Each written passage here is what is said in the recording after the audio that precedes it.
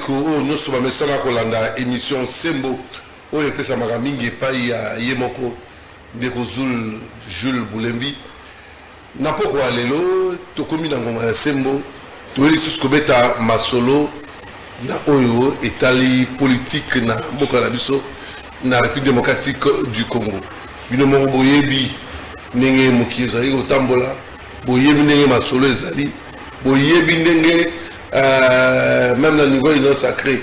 On est allé makambo ya constitution ndenge ezali ko diviser et na pouvoir et na opposition ezali ba débat dans la République démocratique du Congo.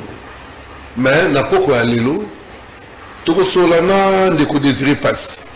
Il y a zali communicateur, il y a parti ABG Alliance pour la bonne gouvernance oyo et kamamaka et pas yemoko autorité morale Jonathan Owata.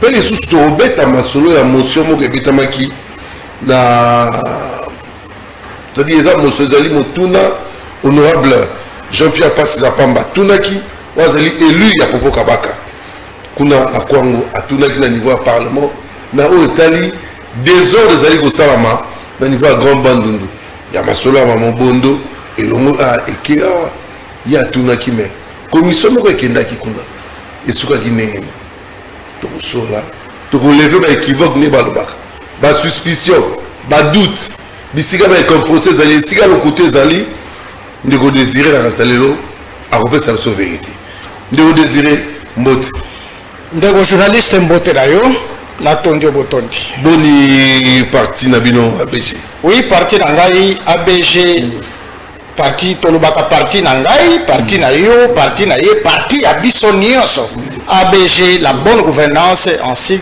eza na santé malamu o ekambami na autorité morale nango Jonathan Bialosuka Wata na président vice-président honorable Jean-Pierre Passe Zapamba l'élu de Popo Kabaka ndeko Jonathan Bialosuka zoka souté eza ba stratégie na ye to ezali kobanga politique moko mele kilo na base na ekuna zo kokali susu te ezani base ya zanga kokoka yenda la kala mukaka na base asalaka na base à tout moment ye na Passe Zapamba na Jonathan Wata autorité morale ya BG bazaka na problème à base te donc bref alliance pour la bonne gouvernance ezaka na problème à base te parce que evivaka na base eza parti des masses protéger base bana mbule badi to komi na soka mbula biloni no rosala oya bino hein ba masolo ça maki ndengeni na niveau ya base na bino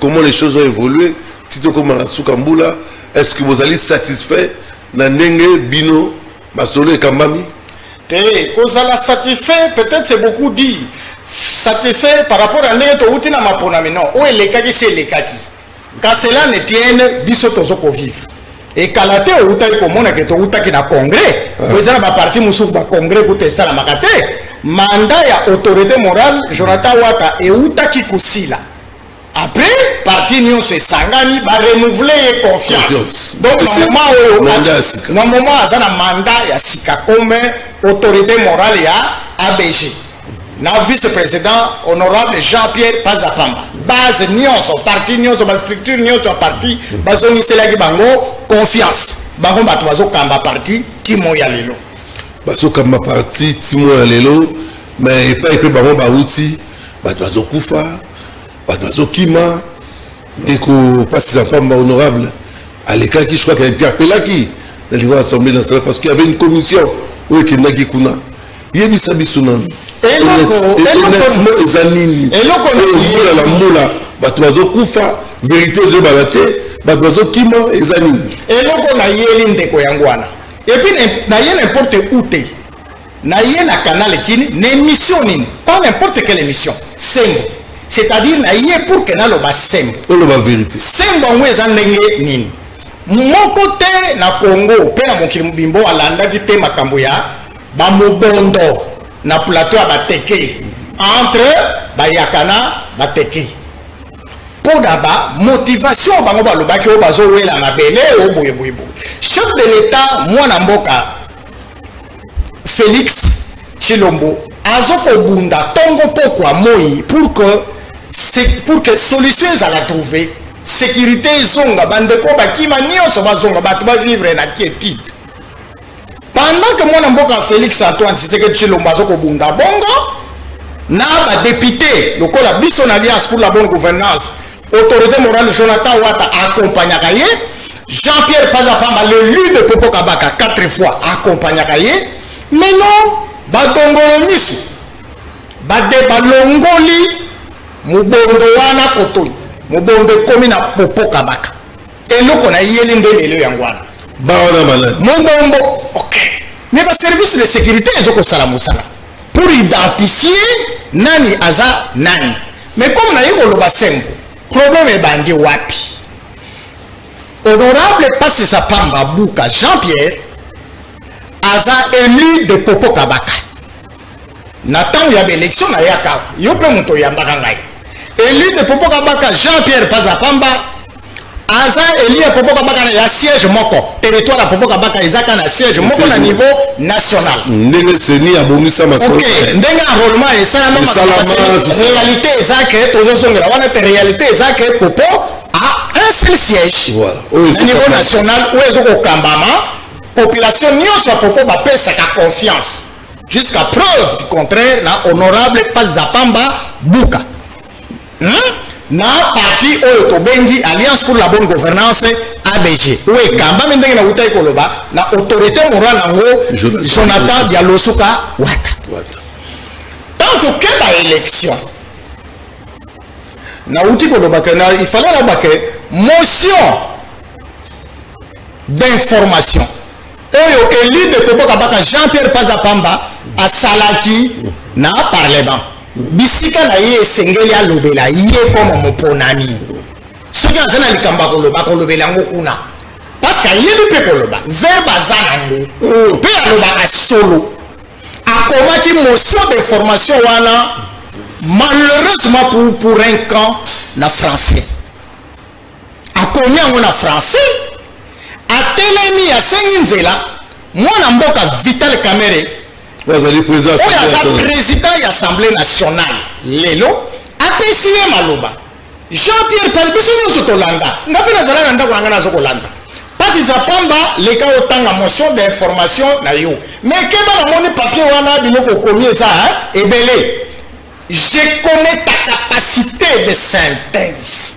synthétiser yango loba l'essentiel le président Vital Kamerhe amoni yango pourtant député azoko telema na papier wana fois ya yango à la fin de compte il faut que akotisa yango etikala na ba service na bango na ba archive na bango yango na bandeli koloba que malheureusement pour un camp qui ne maîtrise pas bien cette langue l'honorable Jean-Pierre Pazapamba qui maîtrise bien les verbes a comment on a français tant on peut accueillir tata ya bato et lui ya bato ya Popo Kabaka le seul oyo sengeli aloba pona kombo ya territoire ya Popo Kabaka pour population nyonso bapesi ye mandat alobi boye bakomi na français honorable président na minute tozokolobawa na Popo Kabaka bato bazokokufa.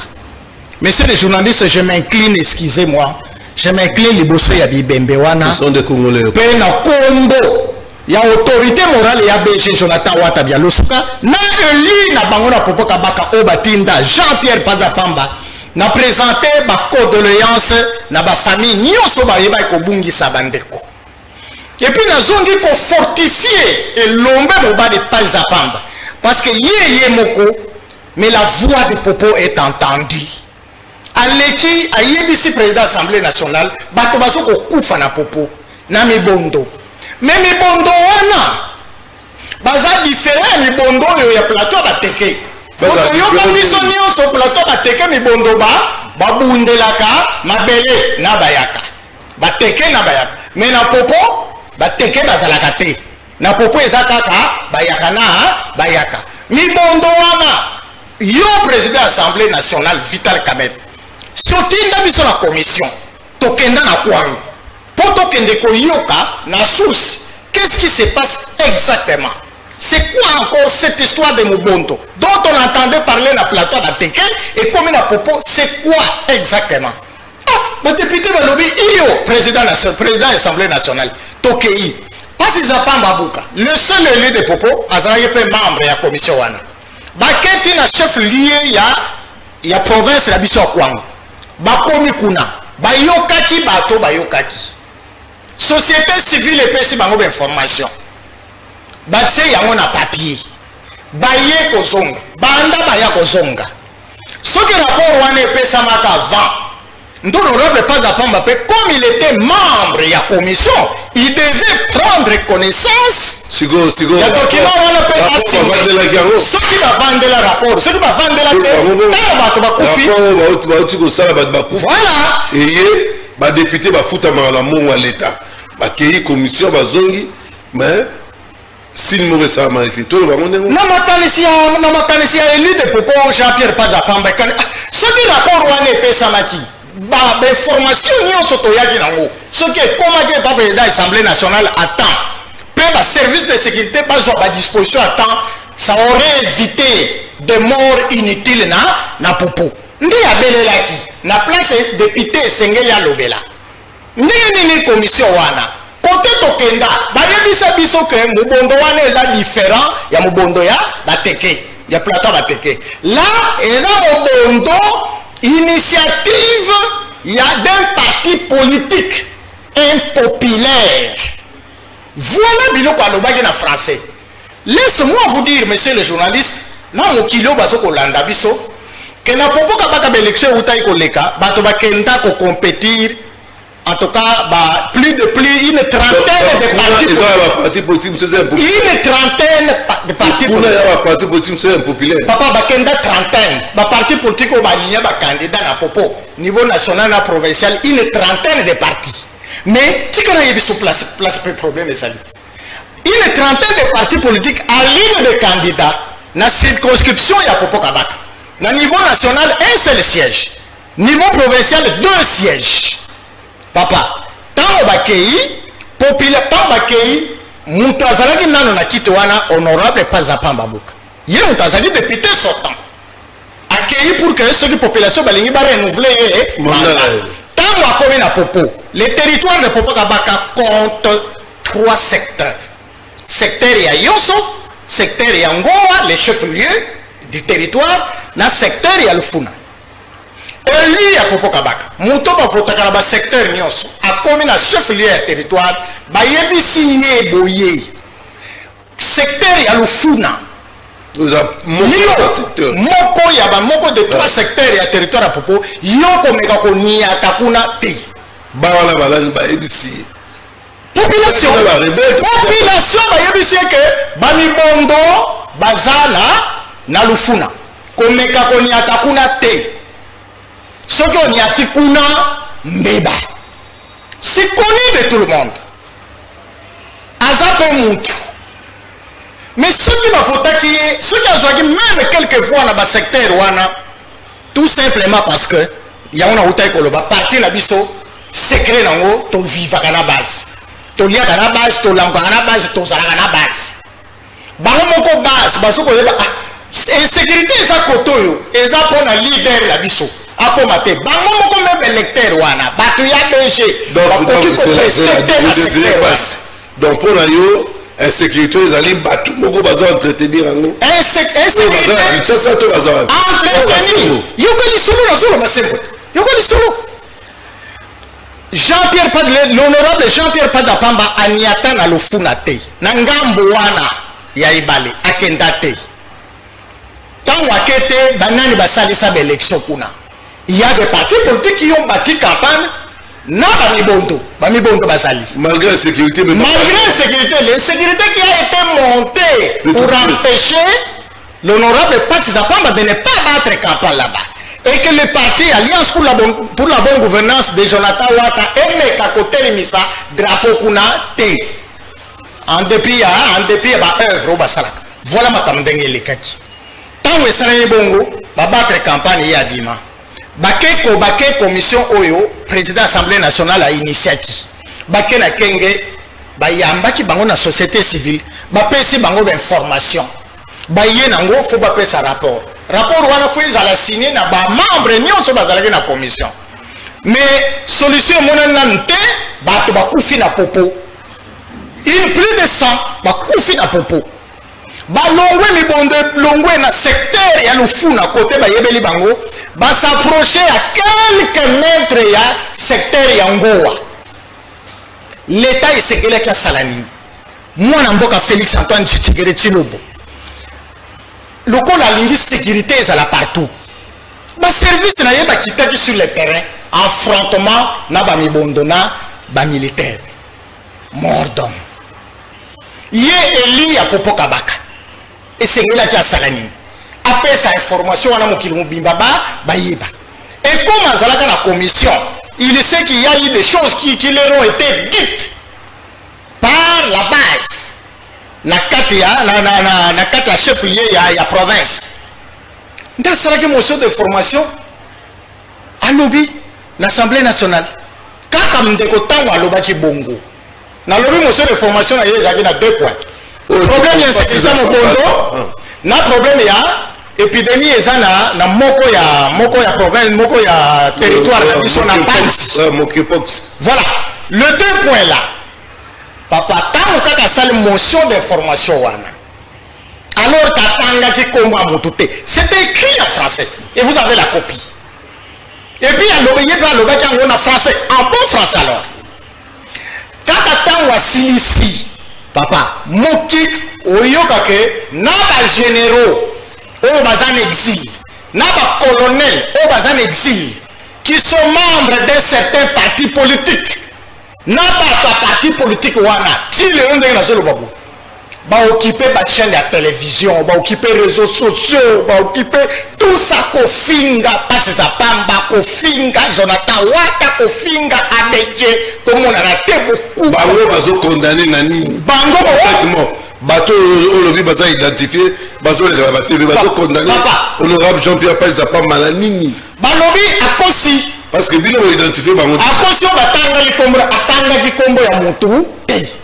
nini parti politique moko boye sur une trentaine oyo bakendaka kocompétir na territoire ya poko na baélection kaka parti politique moko moto ezokotelema mpo bafinga honorable Pazapamba bafinga parti na YABG bafinga autorité morale ya BG Jonathan Wata parti politique yango ezali mpo bino bozala BG eyebana parce que ne tozoloba fo oyo eza sembo fo vérité eyebana bato bakufi tozosala bahypocrisie awa te ABG bino oyo bazobundisa bino na nani mpo bango bazotanga bino bozobanga bango nani papa tobangi te biso totangaki bango te nalingi ezala clair oyo eza émission simple je me répète qu'honorable Pazapamba asalaki motion de formation alobi balobondo wana baza différent cela eza l'initiative d'un parti politique impopulaire à Popo voilà tango motion wana eleki il y a eu un parti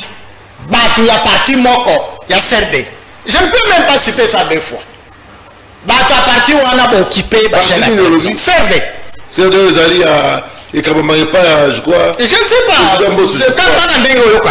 kaka ndenge oyokaka mais azali vice-président kaka ndenge oyokaka na premier vice-président je crois na l'Assemblée nationale encore qu'il faut dire lui c'est notre patriarche du Congo ndeko Mbosso oui c'est notre patriarche du Congo mais bozowela ajoutez aussi makambo ebandi lelo te ebandi avant baélection esili bato na bato bazwi baposition na bango population ezoza développement bino bozowela nini pétrole eza kuna diamant eza kuna ata soki ezali eza mpo la population eza mpo na bino bapolitique te bozowela nini papa nyonso eza na kwango biso tout olobaki faut changement cette fois ou jamais le Congo doit décoller na gouverneur ya sika oyo abimaki na baélection oyo tozo ko accompagner même parti ya BG azo ko accompagner gouverneur wana za moto ya parti ya CRD mais nous l'accompagnons ba preuve pe ezali na kopesa même preuve moko patriarche moko yemoko le patriarche pour la nuit bosala ta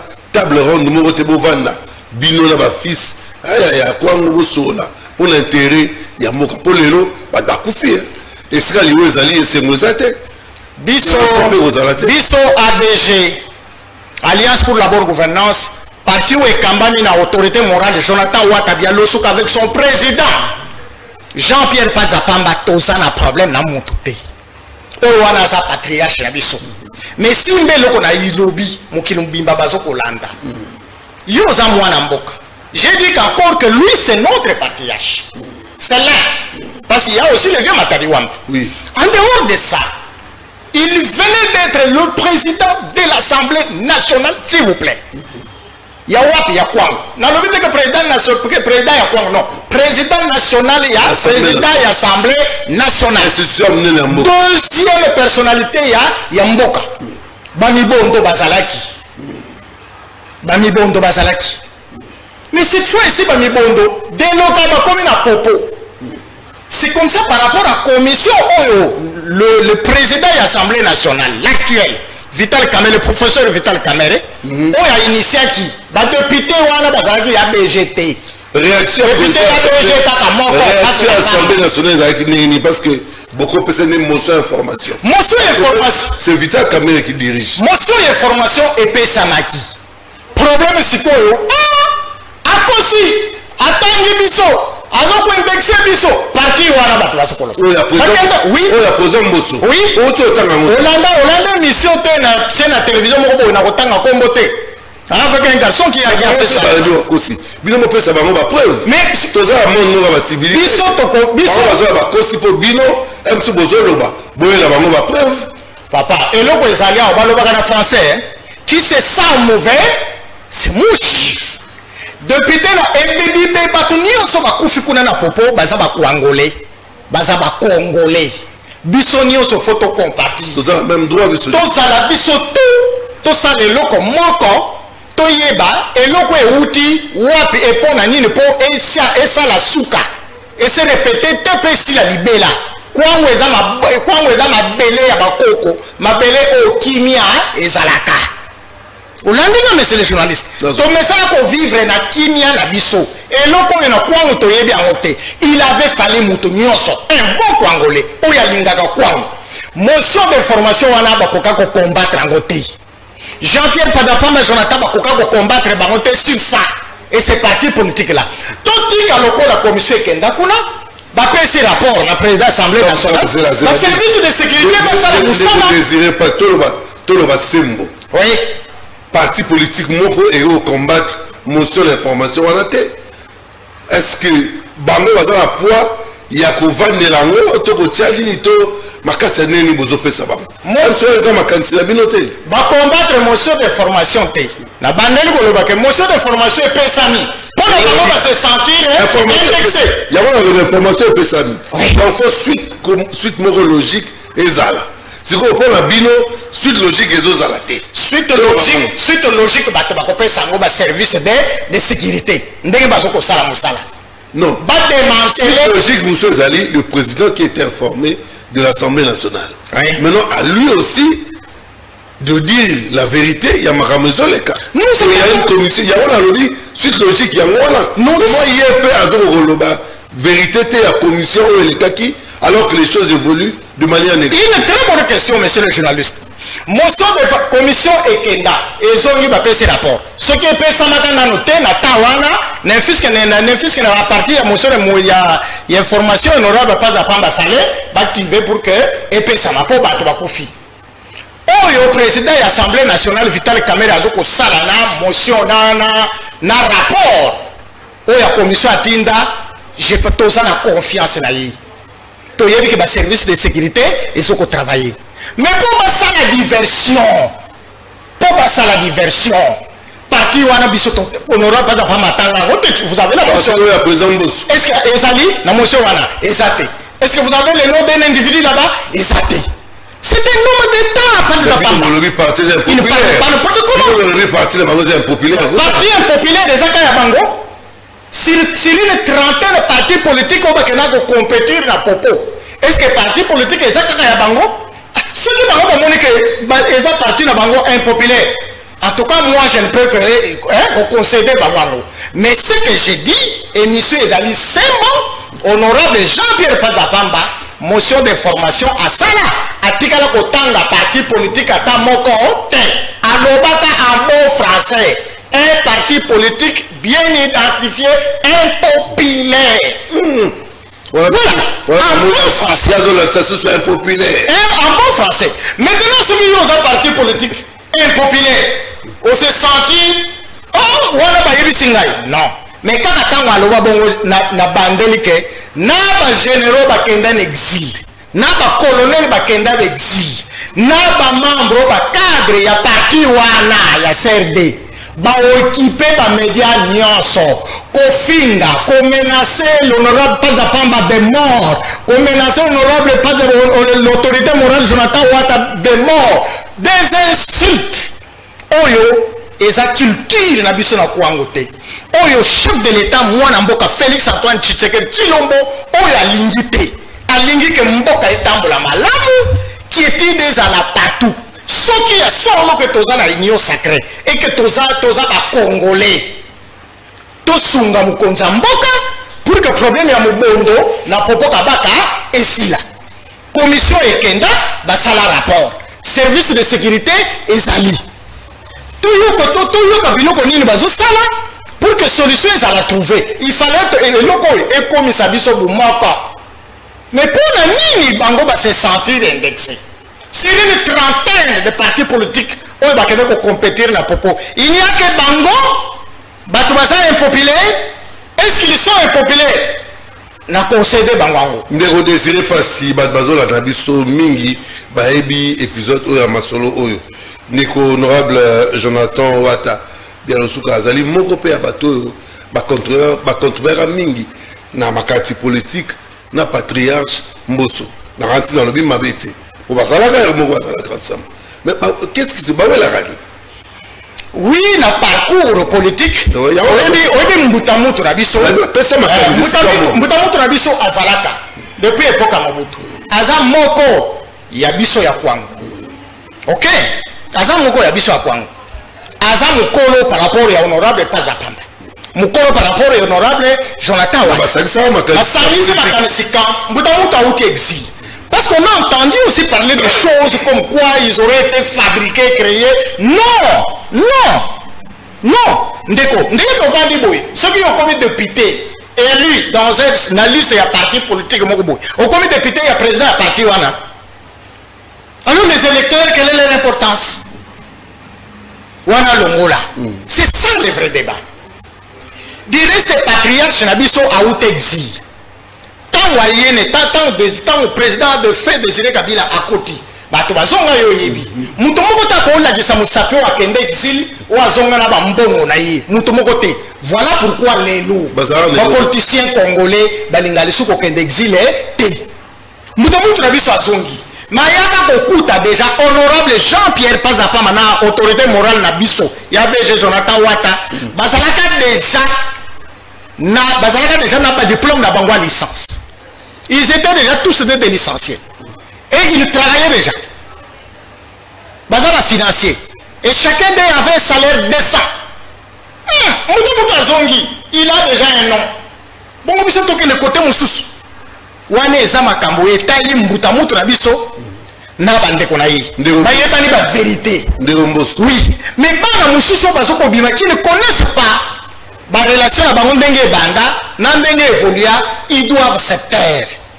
Topé sa patriarche Nabiso Lokumu, topé son honorable Jean-Pierre Pazapamba Lokumu, topé son honorable Jonathan Bialosuka Lokumu. Topé sa Kofinga Bango. Topé sa Kimia et Kota na pas autre chose. Voilà, Kimia et Kota. Les Kouangos n'est pas encore construit.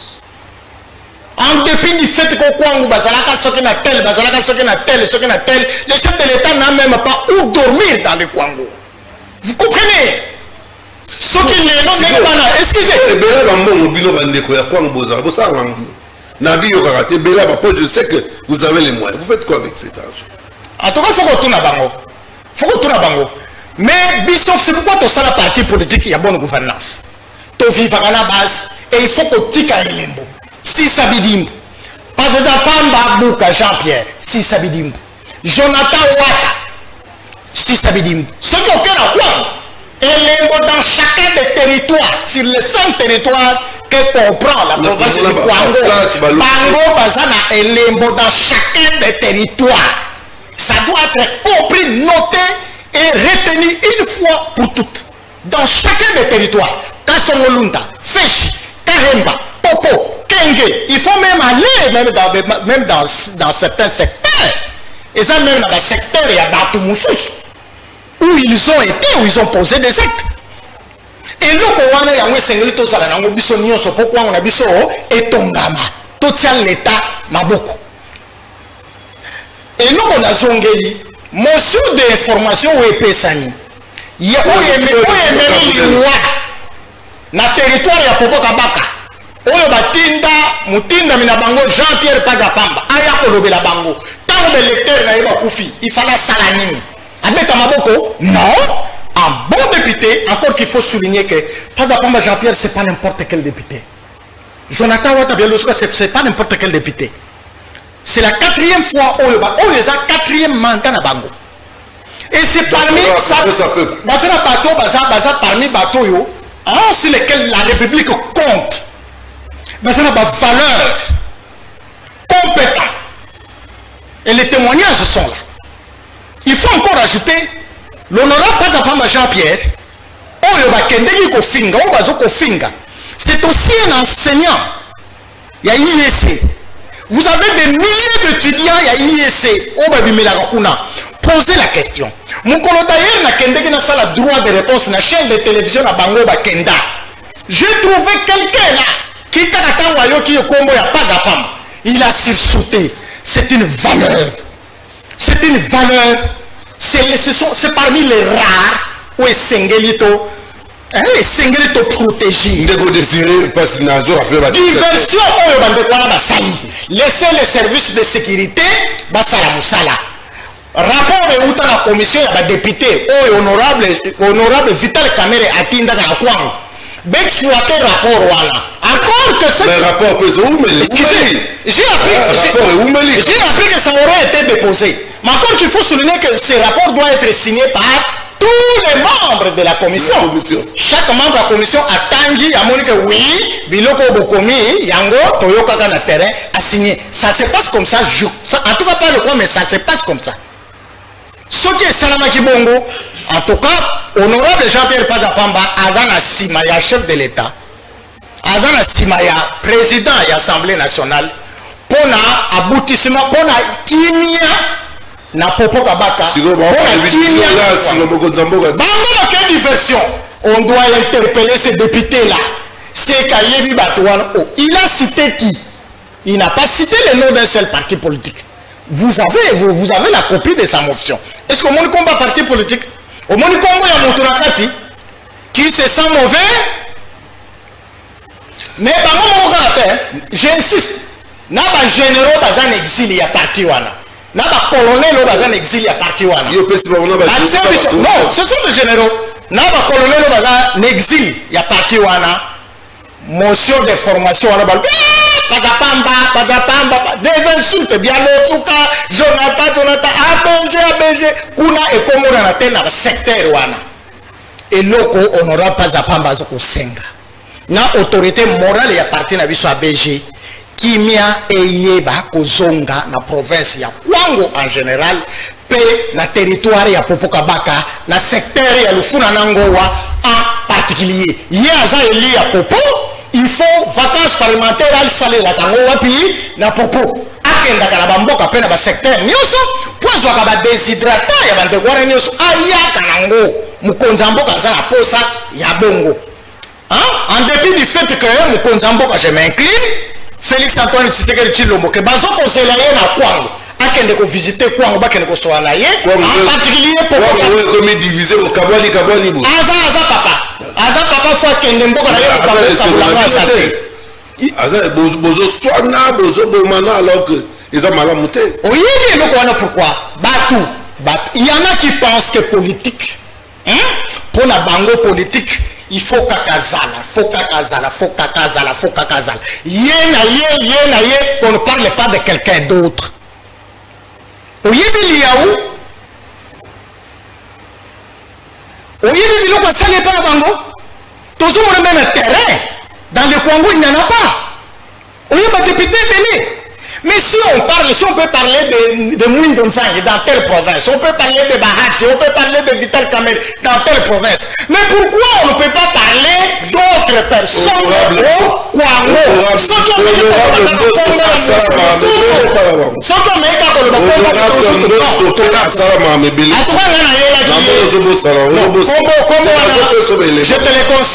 Je te le concède, Biloko Zokoloba. Ça n'engage que vous, mais ceux qui leader à Sali Likambu pour la province, c'est que l'Okoana est Sali. Émission Oyo, Dengozo Salango Boy. Bana Kwangu tout Basoko Landangai, Bakoyiko contredire you.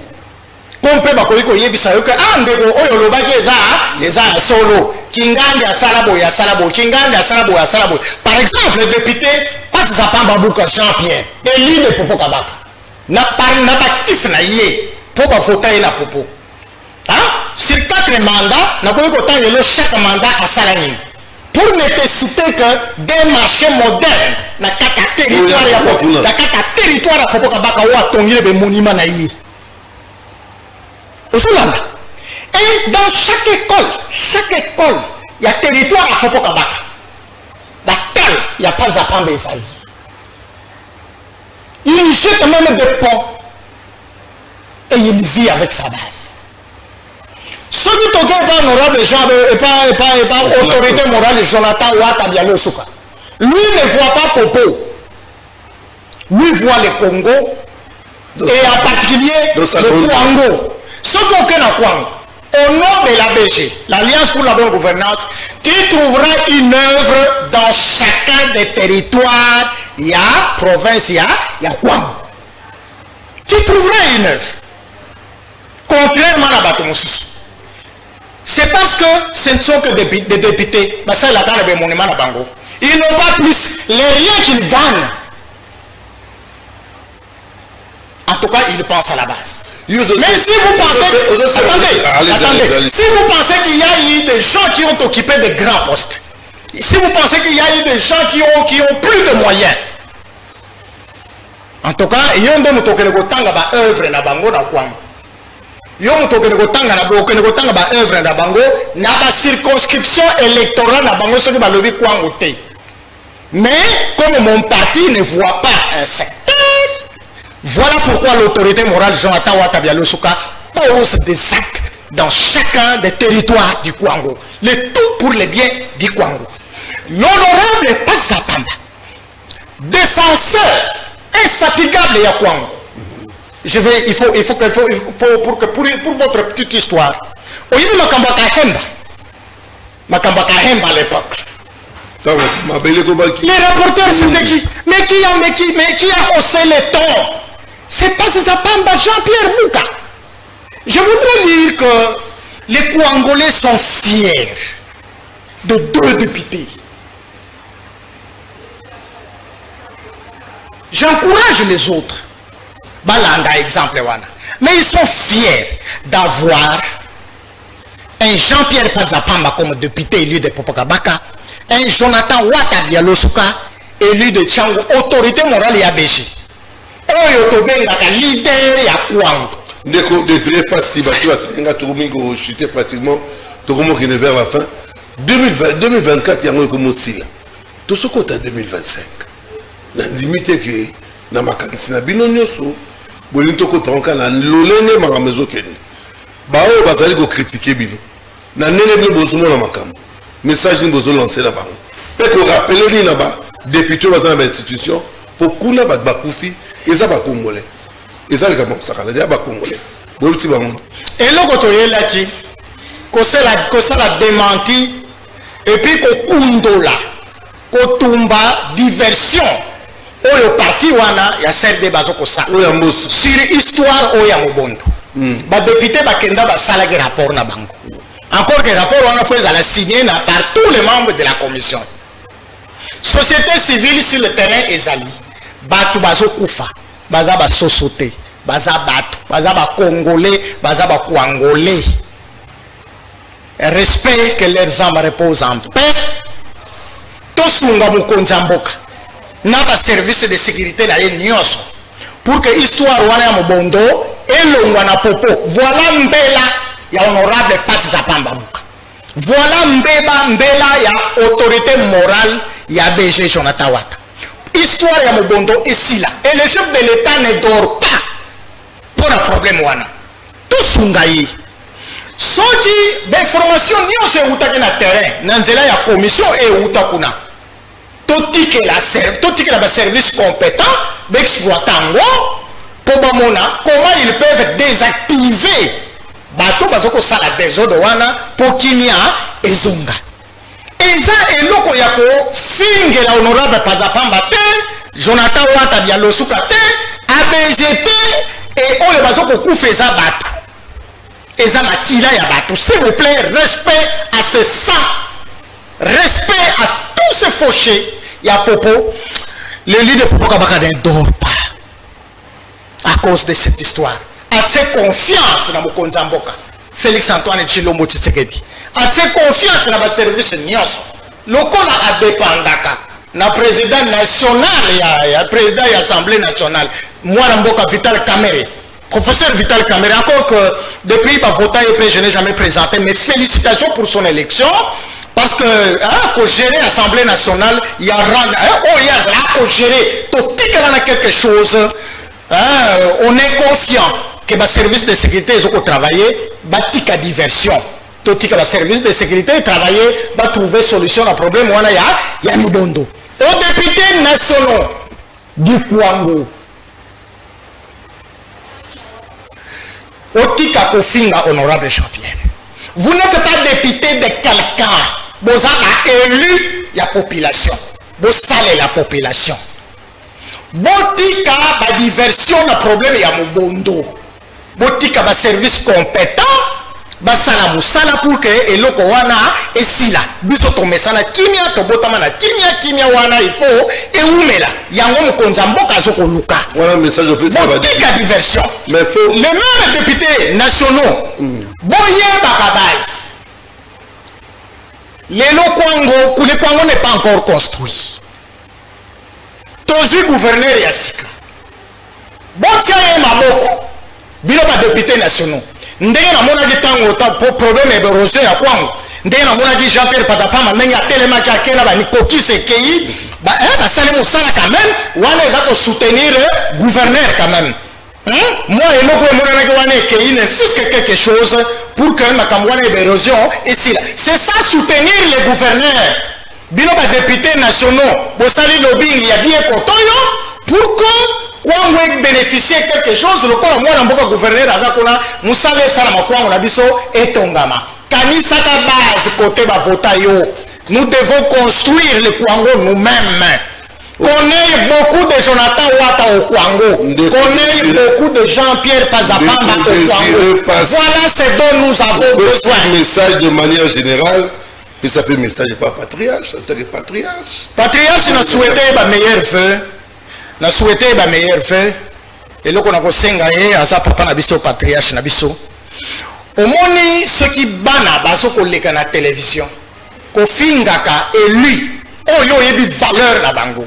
Pas de Zapamba. Jonathan bien. Oh bazo utokuna ya parti wala. Oui. Atoka mon denga na lekibo. Denga na lekibo.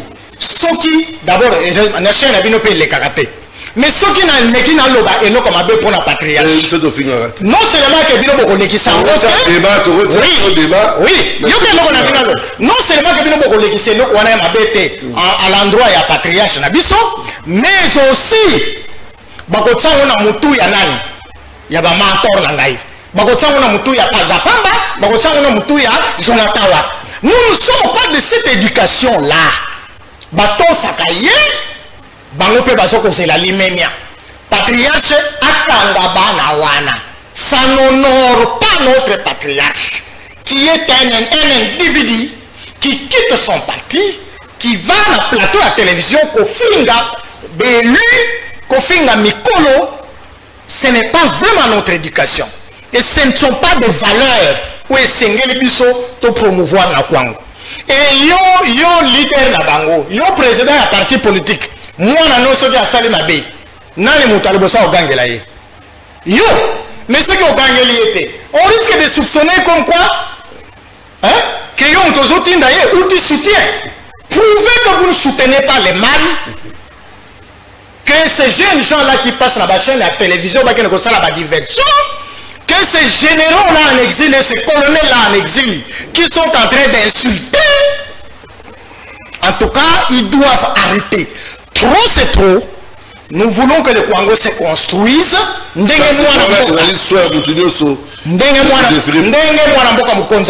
m'incline encore. Félix Antoine Tshilombo. Ndenge azoko kamba mboka topesa ye maboko. Ya biso pe Kwango et se retrouver. Na mandat na ye. Hein? Un jour le président Félix Antoine Tshisekedi, à son époque, voilà eloko tozwa na Kwango. À son époque, voilà eloko tozwa na Popo. Ayebi Popo te, ayebi Kwango te, banane sengele ba yebi sa ye Kwango. Biso ba fils ya Kwango. To sunga mukonza mboka pour que asala musala na ye bien. Et celui qui sunga yete, c'est que tozo ko sunga yete et c'est connu de tout le monde que tozo ko sunga yete. Si vous avez l'occasion ya kokuta na ye et qu'il vous donne son oreille, soufflez à l'oreille du chef de l'État, il y a les Kwango qui existent. En tout cas, message vraiment là. Mais il y a des députés qui doivent être respectés, tout le monde. Mais en l'occurrence, honorable Jean-Pierre Pazapamba mérite du respect. Oiseau rare, c'est pas n'importe quel député. Jonathan Watabialosuka, l'autorité morale de mon parti. Azo mérite respect. Naboyi, mise en garde, les services ont suivi, tout le monde a suivi, bah insulte. Nous sommes dans la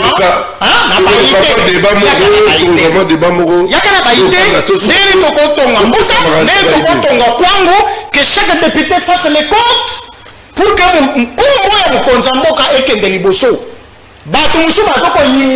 chef de l'État à gauche à droite alors que chef de l'État a mais à cause de mauvais collaborateurs.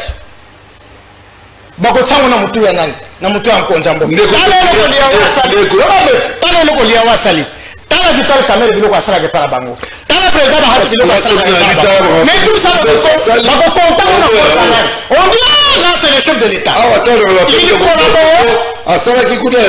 collabore avec le chef de l'État. Regarde un peu ba marché oyo Jonathan Wata asali na ba secteur na biso na ba territoire plutôt oyo Kwango. Le chef de l'État Félix Antoine Azara Batou quand même merci de déborder là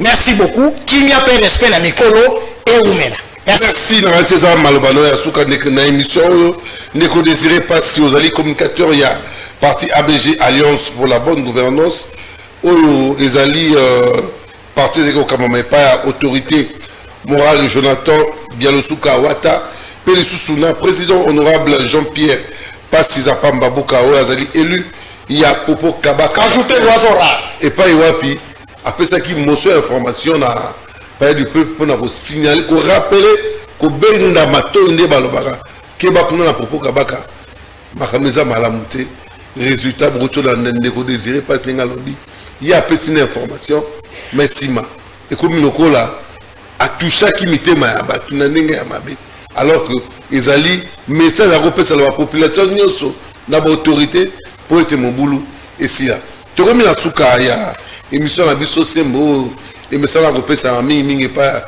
de que Jules Boulembe Zulu ou les alliés un peu empêcher Moussala les alliés un peu ébélé na sengi merci na équipe technique merci na yo de désirer pas plateau yango ceux qui ont information pour l'avantage à Congolais désormais